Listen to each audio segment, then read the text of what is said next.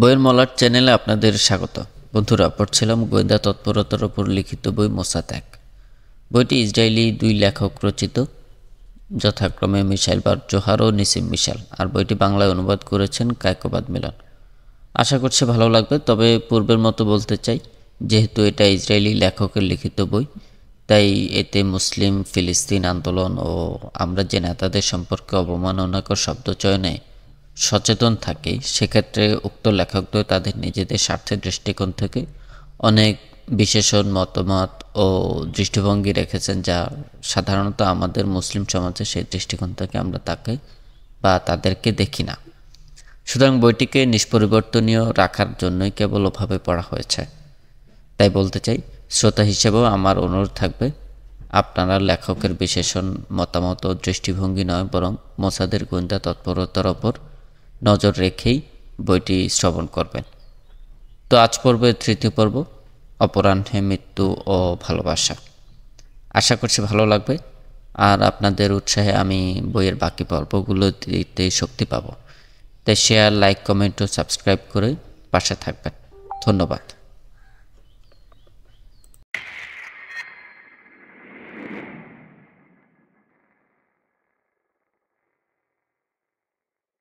অপরাহ্নে মৃত্যু ও ভালোবাসা। ২০০৮ সালের ১২ ফেব্রুয়ারি দামেস্কের একটি অভিজাত বাড়িকে কেন্দ্র করে বহু লোক দাঁড়িয়ে। অপরাহ্নের শেষ পর্যায়ে তারা দেখল যে একটি মিৎসুবিশি পাজেরো সুভ গাড়ি ওই ভবনটির সামনে পার্ক করা। কালো স্যুট পরা এবং কালো দাড়ি সুন্দর করে কাটা লোকটি গাড়ি থেকে বেরিয়ে ওই বাড়িতে ঢুকলেন। তার সাথে কোনো বডিগার্ড ছিল না। ওই বাড়ির সামনে দায়িত্বপ্রাপ্ত গোয়েন্দারা ক্ষুদ্রাকৃতির ট্রান্সমিটারে বলছে যে ওই লোকটি দামেস্কে এসেছে এবং একটি ফ্ল্যাটের দিকে যাচ্ছে। গোয়েন্দারা জানে যে কালো স্যুট পরা লোকটির প্রেমিকা ওই বাড়িতে থাকেন এবং তার সাথে গোপন সাক্ষাতের জন্য তার আগমন। ভদ্রলোকের হাতে একটি গিফট বক্স। মেজবান মহিলা কয়েকদিন আগে তার ৩০তম জন্মদিন পালন করেছেন। প্রেমিক ওই বিলাসবহুল ফ্ল্যাটে কয়েক ঘন্টা কাটান। এই বাড়ির সাথে সফল ব্যবসায়ী এবং সিরিয়ার প্রেসিডেন্ট বাশার আল আসাদের কাজিন রামি মাকলাউফের একটা সম্পর্ক রয়েছে। রাত ১০টা বাজার কিছু আগে কালো কোট পরা আগন্তুক ওই বাড়ি ত্যাগ করেন এবং নিজের গাড়িতে ওঠেন। তিনি এখন ফরেন একটি হাউসে, যেখানে তার সাথে বৈঠক হবে ইরান, সিরিয়া এবং ফিলিস্তিনের রাষ্ট্রদূতদের সাথে। লন্ডনের সানডে এক্সপ্রেস পত্রিকা জানায়, গোয়েন্দারা ওই দিন ভদ্রলোকের বেশ কয়েকটি ছবি তোলে মোবাইলে, ফোনের মাধ্যমে। কেননা পরবর্তীতে যাচাই ও জবাবদিহিতার জন্য এই ছবির প্রয়োজন হতে পারে। গোয়েন্দারা আগন্তুকের প্রতিটি পদক্ষেপে বলতে গেলে ধারা বিবরণী দিয়ে যাচ্ছিল। মোসাদ গোয়েন্দারা তেল আবিবেও এই খবর প্রতিনিয়ত দিয়ে যাচ্ছিল। দামেস্কে তো বটেই, মোসাদ জুড়ে এই ঘটনায় একটা অস্থিরতা সৃষ্টি হলো। তেল আবিবে মোসাদ প্রধান তাকানের অফিসে অন্যান্য বিভাগীয় গোয়েন্দা প্রধানরাও উপস্থিত হন। সেখানে আরও কিছু যন্ত্রপাতি বসিয়ে আগন্তুকের আসা যাওয়ার সময়, প্রকৃত সময় রেকর্ড করা হয়। ভদ্রলোক গাড়ি চালানো শুরু করলেন। এই খবরও মনিয়েচার মাইকে করে যথাস্থানে জানিয়ে দিল গোয়েন্দারা। সিলভার পাজারোর এই ভদ্রলোকের নাম ইসাদ মুগনিয়া। তার জীবনের সাথে বহু আগে থেকে জড়িয়ে আছে অনেক রক্তাক্ত ইতিহাস। ২০০১ সালের নভেম্বরে সুপরিচিত টুইটার হামলার জের ধরে এফবিআই একটি বিশালাকার পোস্টার ছেপেছিল। এই পোস্টারে বিশ্বের মোস্ট ওয়ান্টেড ২২ জন সন্ত্রাসীর নাম ও ছবি ছাপা হয়েছিল। পোস্টারে এফবিআই, যুক্তরাষ্ট্রের স্টেট ডিপার্টমেন্ট ও ডিপার্টমেন্ট অব জাস্টিসের লোগো ছিল। প্রথম নামটি ছিল সর্বোচ্চ ভয়ানক। তার জন্য পুরস্কার ঘোষণা করা হয় $৫০ লাখ। টুইন টাওয়ার ধ্বংসের আগেই মার্কিনীদের হত্যার ব্যাপারে তার ভূমিকাই ছিল সর্বোচ্চ বেশি। কোনো জীবিত সন্ত্রাসী এত বেশি মার্কিন হত্যায় জড়িত ছিল না। যেমন ইসাদ মুগনিয়ার নেতৃত্বে লেবাননের বৈরুতে মার্কিন দূতাবাসে যে হামলা হয়, তাতে ৬৩ জন নিহত হয়। ১৮৮৩ সালের ২৩ অক্টোবর বৈরুতের মেরিন সদর দপ্তরের হামলায় ২৪১ জন নিহত হয়। এটাই ছিল বৈরুতের ফ্রেঞ্চ প্যারাটুপার সদর দপ্তরের হামলায় ৫৮ জন নিহত হয়। সিআইএ কর্মকর্তা উইলিয়াম বাকলেকে অপহরণ ও হত্যার সাথেও মুগনিয়া জড়িত। কুয়েতে বেশ কয়েকবার মার্কিন দূতাবাসে হামলা হয়। BAWT এয়ারলাইনের ও দুটি কুয়েত এয়ারলাইনের ২টি প্লেন ছিনতাই। জাতিসংঘের পর্যবেক্ষক কর্নেল হিঙ্গিসকে হত্যা, সৌদি আরবের 20 জন মার্কিন সৈন্যকে ম্যাসাকারের সঙ্গে ইমাদ মুগনিয়া জড়িত ছিলেন। মুগনিয়ার অপরাধ কর্মের তালিকা যখন ইসরায়েলে পাঠানো হলো, মোসাদ তার সাথে আরও কিছু যোগ করল। 1983 সালে 4 নভেম্বর লেবাননের IDF সদর দপ্তরে হামলায় 60 জন নিহত হয়। 1985 সালে 10 মার্চ IDF কনভয়ের উপর হামলায় 8 জন নিহত হয়। মেতুল্লাহ সেই হামলার সঙ্গে যুক্ত। 1992 সালের 17 মার্চ আর্জেন্টিনা ইসরায়েলি দূতাবাসে বোমা হামলায় নিহত হয় 29 জন। 1994 সালের 18 জুলাই বুয়েন্স আয়ার্সে ইহুদি কমিউনিটি সেন্টারে হামলায় 86 জন নিহত হয়। তালিকা আরও দীর্ঘ। হার্ডহুফ সীমান্তে 3 জন ইসরায়েলি সৈন্যকে অপহরণ ও হত্যা, ইসরায়েলি ব্যবসায়ী এলহানানকে অপহরণ, কিবুটজ মারজুবায় বোমা হামলা, রেগেট নামে এক ইসরায়েল সেনাকে হত্যার সঙ্গে তারা জড়িত। ইসরায়েল লেবানন সীমান্তের গোল্ডওয়াসারের ঘটনায় দ্বিতীয় লেবানন যুদ্ধের অবতারণা হয়। ইজাদ মুগনিয়ার উল্লিখিত সবগুলো হামলার সঙ্গে যুক্ত। তাকে ভূতের সঙ্গে তুলনা করা হয়, কেননা তিনি মধ্যপ্রাচ্যের বিভিন্ন দেশের রাজধানীতে সারাক্ষণই যাতায়াত করে থাকেন। তিনি ফটোগ্রাফারদের সবসময় এড়িয়ে চলেন, কোথাও সাক্ষাৎকার দেন না। পশ্চিমা গোয়েন্দা সংস্থাগুলো তার কর্মকাণ্ড সম্পর্কে সবকিছু অবহিত, কিন্তু তার অবয়ব, তার অভ্যাস ইত্যাদি সম্পর্কে তেমন কিছুই জানে না। তারা শুধু জানে মুগনিয়ার জন্ম দক্ষিণ লেবাননের একটি গ্রামে, 1962 সালে তার জন্ম। তার সম্পর্কিত টুকরো টাকরা খবর থেকে জানা যায় তার বাবা ছিলেন নিবেদিত প্রাণ শিয়া। কিশোর বয়সে মুগনিয়া বৈরুতে চলে যান এবং দরিদ্রপীড়িত এলাকায় বেড়ে ওঠেন। পিএলও সম্পর্কিত ফিলিস্তিনিদের বসবাস এই এলাকায়। তিনি হাই স্কুলে থাকতেই ঝরে পড়েন এবং পরবর্তীতে ইয়াসির আরাফাতের ডেপুটি আবু আয়াদের দেহরক্ষী হিসেবে নিয়োগ লাভ করেন। 1982 সালে ইসরায়েল লেবানন যুদ্ধের সূচনা করে। ইসরায়েলের ভাষায় অপারেশন পিস ফর গ্যালিলি ছিল এই যুদ্ধ বা অভিযানের নাম। ইসরায়েল লেবাননে ঢুকে পিতলকে ধ্বংস করে। ইয়াসির আরাফাত সহ পিএলের জীবিত সদস্যরা পালিয়ে তিউনিসিয়া চলে যায়। মুগনিয়া কিছুটা পেছনে থাকার ফন্দি করেন এবং হিজবুল্লাহর প্রতিষ্ঠাতাদের প্রথম গ্রুপে যোগদান করেন। হিজবুল্লাহ শব্দের অর্থ হল আল্লাহর দল।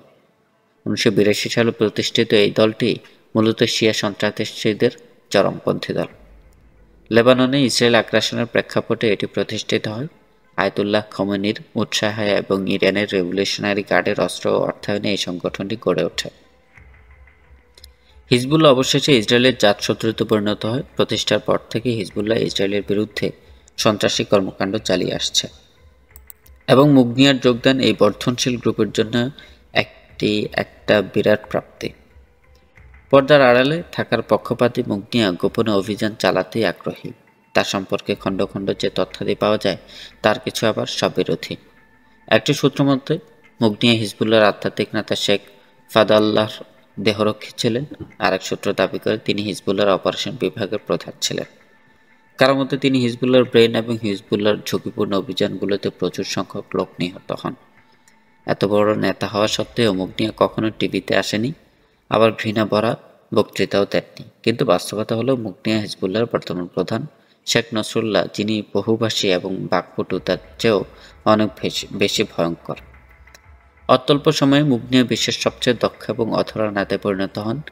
একসময় কার্লোস যেমন দুর্ধর্ষ ছিলেন, এমনকি ওসামা বিন লাদেনের চেয়েও তিনি ভয়ঙ্কর। মুগনিয়াকে যেমন নিষ্ঠুর প্রকৃতির বলা হয়, তেমনি তিনি একজন সৃজনশীল সন্ত্রাসীও। তার উত্থানটা ঘটে হঠাৎ করেই। বিশেষ করে তার পরিকল্পনা কমান্ডেই লেবাননে ব্যাপক ধ্বংসলীলা সংগঠিত হয়। আর ইসরায়েলের পিস ফর গ্যালিলি অভিযানের পরই তার কার্যক্রম অতিমাত্রায় চোখে পড়ে। তার বয়স যখন মাত্র 21, অর্থাৎ 1983 সালের অক্টোবর, তখন তিনি বিস্ফোরক বোঝাই ট্রাক পাঠিয়েছিলেন। আত্মঘাতী বোমাবাজরা এই ট্রাক চালিয়েছিল। এই ট্রাক পাঠানো হয়েছিল বৈরুতের আমেরিকার মেরিনে এবং ফ্রান্সের পেয়াক ট্রুপের সদর দপ্তরে। এর কিছুদিন পরেই অনুরূপ ট্রাক তিনি পাঠিয়েছিলেন টায়ারের আইডি সদর দপ্তরে। 22 বছর বয়সে তার নেতৃত্বে কুয়েতের দেয়াল ঘেরা মার্কিন দূতাবাসে আক্রমণ চালানো হয়েছিল। এরপরই কুয়েত তিনি প্রথম বিমান ছিনতাই করেন। প্রতিটি অভিযানের পরেই অকুস্থল থেকে তিনি লাপাত্তা হয়ে যান। 23 বছর বয়সে মুগনিয়া টিউবলিওর বিমান ছিনতাই করেন। অ্যাথেন্স থেকে বিমানটি রোম যাচ্ছিল। বিমানের চালককে প্লেনটি বৈরু বিমানবন্দরে অবতরণ করতে বাধ্য করেছিলেন। তার আঙ্গুলের ছাপ দেখে পরে তা চিহ্নিত হয়। এরকম আরও বহু হত্যাকাণ্ডের সঙ্গে তিনি জড়িত। তার ব্যক্তিজীবন সম্পর্কে জানা যায় খুব কমই, তবে তিনি তার কাজিনকে বিয়ে করেন এবং এক ছেলের এবং এক মেয়ের বাবা। জীবনের শুরুতেই তিনি উপলব্ধি করেন যে পশ্চিমা গোয়েন্দারা তার মুন্ডু নিতে আগ্রহী, ফলে বরাবরই তিনি ব্যক্তিগত জীবন তেমন প্রকাশ করতেন না। লিবিয়ায় তিনি প্লাস্টিক সার্জারি করেন, দাড়ি রাখেন, মুখ নেওয়ার ছবিও দুর্লভ। একটি মাত্র নিশ্চিত ছবি পাওয়া গেছে তার। মোটা দাড়িওয়ালা, চোখে চশমা এবং মুখোশের মতো একটা টুপি পরা। তার পরিচয়ও পশ্চিমা গোয়েন্দারা সঠিকভাবে সংগ্রহ করতে পারেনি। যেমন এফবিআই বলেছে তার জন্ম লেবাননে, ভাষা আরবি, চুল ও দাড়ি বাদামি, উচ্চতা 5 ফুট 8 ইঞ্চি, ওজন 60 কেজি ইত্যাদি। তবে মুগনিয়ার ক্ষেত্রে গোয়েন্দাদের সবসম্মত সিদ্ধান্ত হলো তিনি সুচারুভাবে নিজেকে রক্ষায় সক্ষম। মুগনিয়া বোমাবাজি, ছিনতাইয়ের যত ঘটনা সফলভাবে ঘটিয়েছেন, হিজবুল্লাহর মধ্যে তিনি তত বেশি জনপ্রিয় হয়ে উঠেছেন। সাহসিকতা ও সাফিসিটিকেশনের জন্যও তিনি প্রসিদ্ধ। অভিযানে তিনি বরাবর প্রতিভার স্বাক্ষর রেখে চলেছেন। ফলশ্রুতিতে হিজবুল্লাহ পশ্চিমাদের কাছে এক মূর্তিমান আতঙ্কে পরিণত হয়েছে। তার ক্ষমতা যত বৃদ্ধি পেয়েছে, ততই তিনি ইসরায়েল ও পশ্চিমা গোয়েন্দাদের টার্গেটে পরিণত হয়েছেন। মুগনিয়া তা অনুভব করে সকলকেই সন্দেহের চোখে দেখেন, এমনকি তার আস্থাভাজনদের ওপরও তার নজরদারি রয়েছে। এ কারণে বডিগার্ড তিনি প্রায়শই বদলান। পরপর দুরাত্রি তিনি কোথাও ঘুমান না। বৈরুত, দামেস্কে ও তেহরানে তার যাওয়া আসার ব্যাপারটি গোপনীয়তার মধ্যে প্রতিপালিত হয়। মোসাদ ও পশ্চিমা গোয়েন্দারা তার যে প্রোফাইল বানিয়েছে, তাতে তাকে নিঃসঙ্গ, ক্যারিসমেটিক, আবেগপ্রবণ এবং সর্বশেষ ইলেকট্রনিক সামগ্রী সম্পর্কে সম্যক অবহিত বলে উল্লেখ করেছেন। চেহারা ও গেটআপ বদলাতে তার জুড়ি নেই, তাই তো ইসরায়েলের গোয়েন্দারা তার প্রাণকে কই মাছের প্রাণ বলে থাকে। সাবেক গোয়েন্দা ডেভিড বার্কাই লন্ডনের সানডে টাইমের সাথে এক সাক্ষাৎকারে বলেছেন, আমরা তাকে 80-র দশকের শেষ দিক থেকে ছেড়ে ফেলতে চাইছি, কিন্তু পারিনি। তার জীবন বৃত্তান্ত প্রতিনিয়তই পাল্টিয়ে ফেলেছেন গোয়েন্দারা। সত্যি বলতে কি, তার কোনো দুর্বল জায়গা নেই। মেয়ে মানুষ, টাকা পয়সা, মাদক, কোনো ব্যাপারেই কোনো দুর্বলতা নেই। মুগনিয়াকে আটকের অভিযান বেশ পুরনো। 1988 সালে প্যারিসে এয়ারপোর্ট স্টপ ওভারের সময় ফ্রেঞ্চ সরকার তাকে আটক করতে পারত। সিআইএ ফ্রান্স সরকারকে প্যারিসে তার অবস্থানের কথা জানিয়েছেন। তার ছবি, তার জাল পাসপোর্ট সম্পর্কে সিআইএ তথ্য দিয়েছেন, কিন্তু ফ্রান্স সরকার তাকে গ্রেপ্তার করতে ভয় পাচ্ছিল। কেননা ওই সময় লেবাননের ফরাসি জিম্মিদের মুক্ত করা নিয়ে আলোচনা চলছিল। তাকে আটক করলে জিম্মিদের হত্যা করা হতো। ফলে ফ্রান্স সরকার তার প্যারিসে উপস্থিতির বিষয়টি ইগনোর করে। 1986 সালে মার্কিন গোয়েন্দারা তাকে ইউরোপ এবং 1995 সালে সৌদি আরব তাকে গ্রেপ্তার চেষ্টা চালালেও তাকে আর খুঁজে পাওয়া যায়নি। ওই সময়কালে মুগনিয়া আর্জেন্টিনায় ইসরায়েলি ও ইহুদি নিধনে খুব তৎপর ছিলেন। এ দফায় তার নারকীয় কর্মকাণ্ডের বিশাল বর্ণনা দেয়া যায়। এই সময়কালে মুগনিয়া ইরানে দীর্ঘ সময় অতিবাহিত করেন। শেখ আল মুসাইকে হত্যার পর ইসরায়েল তাকে ইরানে ঢুকিয়ে হত্যা করতে পারে বলে তার আশঙ্কা হয়। তেহরানে মুগনিয়া একটা অপারেশন টিম তৈরি করেন হিজবুল্লাহ যোদ্ধা ও ইরানের গোয়েন্দা বাহিনীর লোকদের নিয়ে। রেভলিউশনারি গার্ডের প্রধান এবং মুগনিয়ার বন্ধু মোহসেন রিয়াজি এবং গোয়েন্দা মন্ত্রী আল কাল্লাহিয়ান ছিলেন এই টিম গঠনে তার সহযোগী। এই টিম বুয়েন্স আয়ারসে মারাত্মক 2টি অভিযান পরিচালনা করে। এই অভিযানের ফলে মুগনিয়া ইসরায়েলের প্রধান শত্রুতে পরিণত হন। আসলে কর্মকাণ্ডের মাধ্যমে মুগনিয়া তার মৃত্যুকে নিজেই আহ্বান করেন। 1994 সালের ডিসেম্বরে মুগনিয়াকে বৈরুত দেখা যায়। এই সময় তিনি এক হামলা থেকে বেঁচে যান। এই হামলায় মুগনিয়ার ভাই ফুয়াদ মুগনিয়া নিহত হন। মুগনিয়ার সেখানে যাওয়ার কথা থাকলেও তিনি তার মত বদলান, ফলে তিনি বেঁচে যান। কই মাছের প্রাণ আর কাকে বলে? এই ঘটনার পর হিজবুল্লাহকে সাথে নিয়ে আইনশৃঙ্খলা বাহিনী বহু লোককে গ্রেপ্তার করে। মোসাদের সহযোগী মনে করে বহু লোককে গ্রেপ্তার করা হয়, কিন্তু হামলার মূল নায়ক ছিলেন আহমদ হালেক নামে এক ব্যক্তি। পুলিশের ভাষ্যমতে হালেক এবং তার স্ত্রী ফুয়াদ মুগনিয়ার স্টোরের লাগোয়া তাদের গাড়ি পার্ক করেন। হালেক দোকানে ঢোকে নিশ্চিত হওয়ার জন্য যে ফুয়াদ সেখানে রয়েছে কিনা। ফুয়াদ সেখানে ছিলেন এবং হালেক তার সাথে করমর্দন করেই গাড়িতে ফিরে আসেন। অতঃপর বোমাটি সক্রিয় হয়। লেবাননের পত্রিকা আল সাকির বিশ্বস্ত সূত্রের বরাত দিয়ে প্রতিবেদন ছাপে যে হালেক সাইপ্রাসে মোসাদের পদস্থ কর্মকর্তাদের সাথে গোপন বৈঠক করেছেন এবং মোসাদের কাছ থেকে $1 লক্ষ গ্রহণ করেছেন। মোসাদের লোকজন হালেককে শিখিয়ে দিয়েছিলেন কিভাবে বোমাটি সক্রিয় করতে হয়। পরবর্তীতে হালেকের প্রাণদণ্ড হয়। এবারও মুগনিয়া বেঁচে যান। এদিকে গুজব রটে যে মুগনিয়া হিজবুল্লাহর প্রধান হতে চলছেন।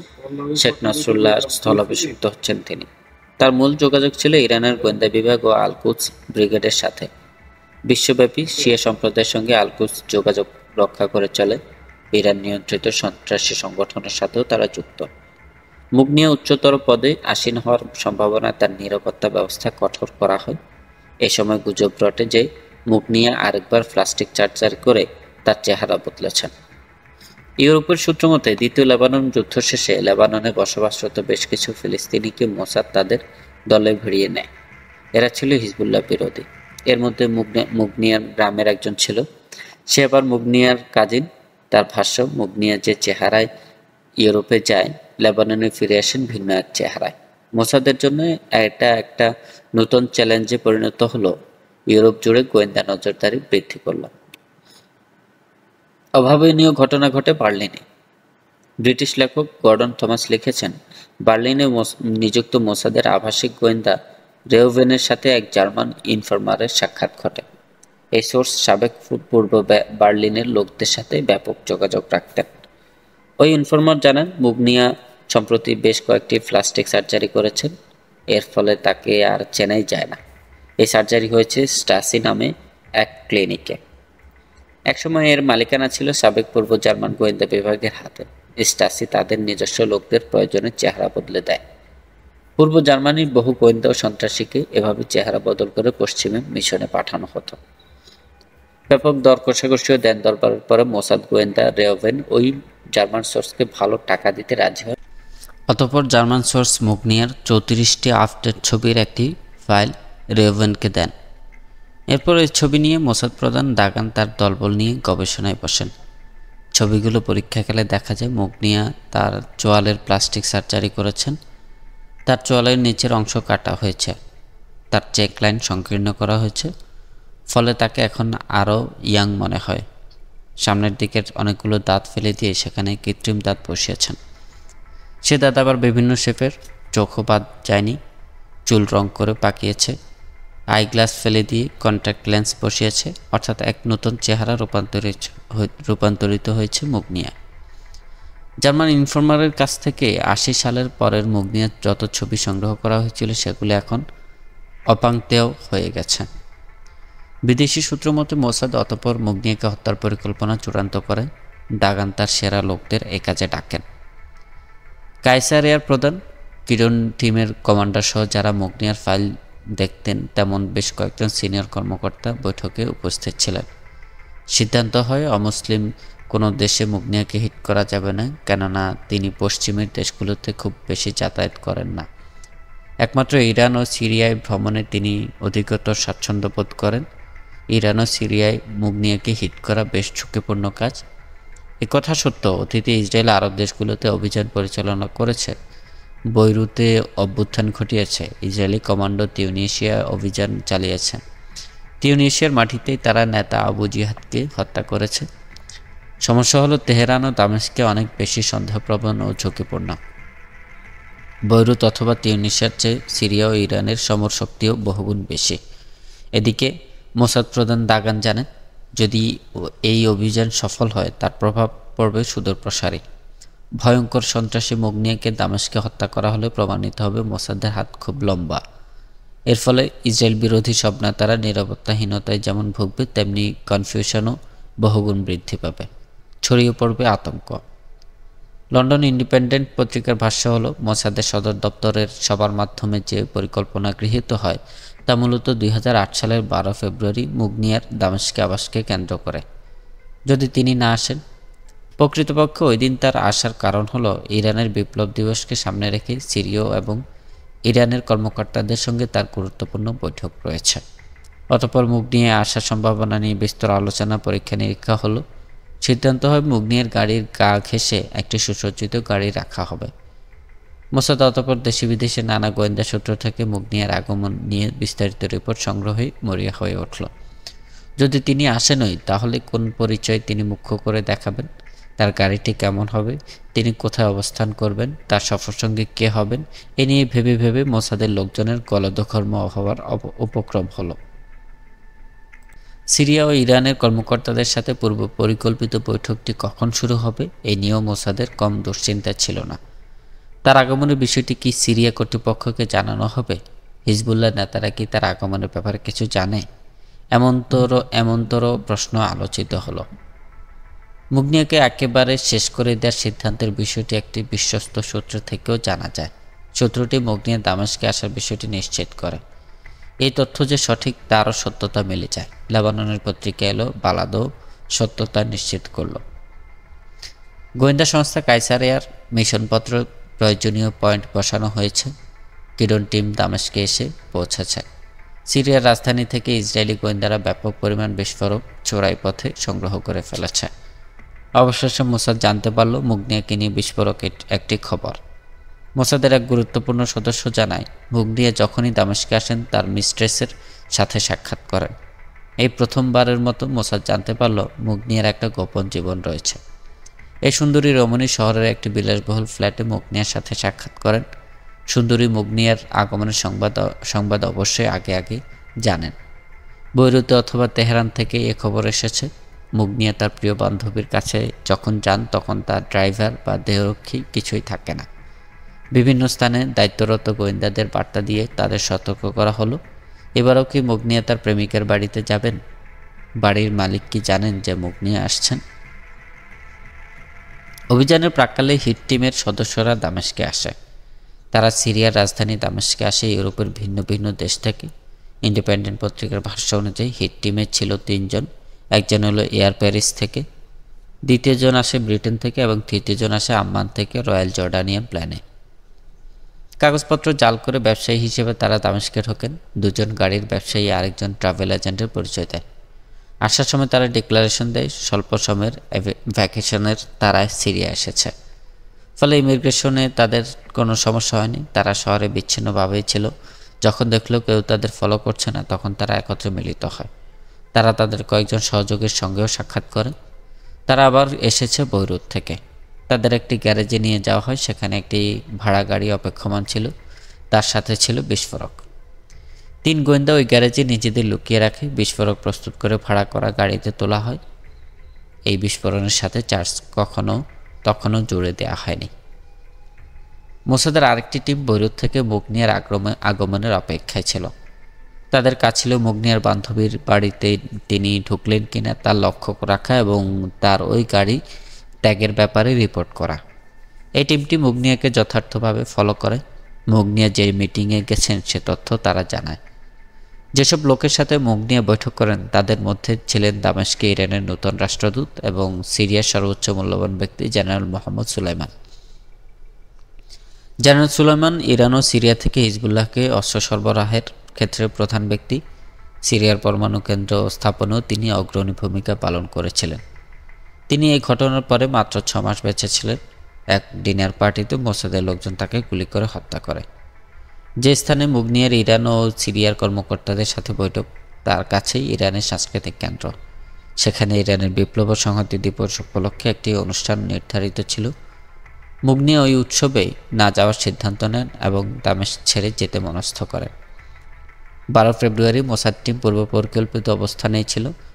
মুগনিয়ার বান্ধবীর বাড়িকে কেন্দ্র করে ওয়াচার টিমও অবস্থান নেয়। এটাই মুগনিয়ার প্রথম গন্তব্যস্থল। অপরাহ্নে গোয়েন্দারা জানায় যে মুগনিয়া তার প্রেমিকের বাড়িতে। এক পর্যায়ে তারা আরও জানায় মুগনিয়া তার পরবর্তী গন্তব্যের জন্য তৈরি হচ্ছেন। গোয়েন্দারা আশা করেছে এটাই হয়তো মুগনিয়ার শেষ যাত্রা। মুগনিয়ার পাজেরো যেখানে রাখা হতে পারে সেখানে একটি ঝকমকে গাড়ি আগে থেকে রাখা ছিল। প্রতি মুহূর্তে মুগনিয়ার তথ্যাদি পাঠানো হচ্ছে বহুদূর সিনিয়র গোয়েন্দাদের কাছে। ঝকমকে গাড়িটি যারা রেখেছিল তারা আর সেখানে নেই, বিমানবন্দরের দিকে চলে গেছে।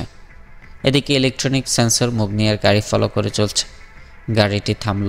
মোসাদের এক সহযোগী মুগনিয়ার গাড়ির পাশে নতুন গাড়িটি নিয়ে রাখল। রাত 10টা বাজার সামান্য আগে ককরসৌসা এলাকা কাঁপিয়ে বিরাট এক বিস্ফোরণ ঘটল। ইরানি স্কুলের কাছে স্থানটি। স্কুলটি অবশ্য ফাঁকা ছিল। যা হোক, যে মুহূর্তে মুগনিয়া গাড়ি থেকে বেরোলেন তখনই তার পাশের গাড়িটি বিস্ফোরিত হয়। মুগনিয়া মারা যান। তার মৃত্যুতে হিজবুল্লাহর শীর্ষ পর্যায়ে শোকের ছায়া নেমে আসে। সিরিয়া সরকারের জন্য এটি একটি বড় ধাক্কা। মুগনিয়ার মৃত্যুর 6 মাস পর 2008 সালে নভেম্বরে লেবানন সরকার ঘোষণা করেন যে তার মৃত্যুর নেপথ্যে মোসাদের একটি গোয়েন্দা গ্রুপ কাজ করছে। এই ঘটনায় 55 বছর বয়সী আলী নামে এক ব্যক্তিকে গ্রেপ্তার করা হয়। $7,000 বেতনে আলী মোসাদের পক্ষে 20 বছর ধরে গোয়েন্দাগিরি করে আসছিল। সে মোসাদের হয়ে প্রায়ই সিরিয়া আসতো। মুগনিয়াকে হত্যার কিছুদিন আগে ওই এলাকায় সে গিয়েছিল বলে অভিযোগ আনা হয়। লেবাননের গোয়েন্দারা আলীর কাছ থেকে অনেক যন্ত্রপাতি, ভিডিও ও ক্যামেরা ইত্যাদি তার গাড়ি থেকে আটক করে। জিজ্ঞাসাবাদে আলী স্বীকার করে যে মোসাদের নির্দেশ মতো ছবি তোলা, নজরদারি করা, মুগনিয়ার প্রেমিকার বাড়ি ও প্রতিবেশীর খোঁজ নেওয়ার দায়িত্ব সে পালন করেছে। ইসরায়েল মুগনিয়ার হত্যার সাথে তাদের যোগসূত্র থাকার কথা অস্বীকার করে, কিন্তু হিজবুল্লাহ মুগনিয়াকে শহীদ হিসেবে অভিহিত করে। যুক্তরাষ্ট্রের স্টেট ডিপার্টমেন্টে হিজবুল্লাহর বক্তব্য খণ্ডন করে মুগনিয়াকে একজন ঠান্ডা মাথার খুনি হিসেবে অভিহিত করে। তার বিরুদ্ধে গণহত্যা সহ অসংখ্য হত্যার সঙ্গে জড়িত থাকার অভিযোগ তোলে। মক্করামাক মন্তব্য করেন, মুগনিয়াকে ছাড়াই বিশ্ব এখন অনেক ভালো আছে।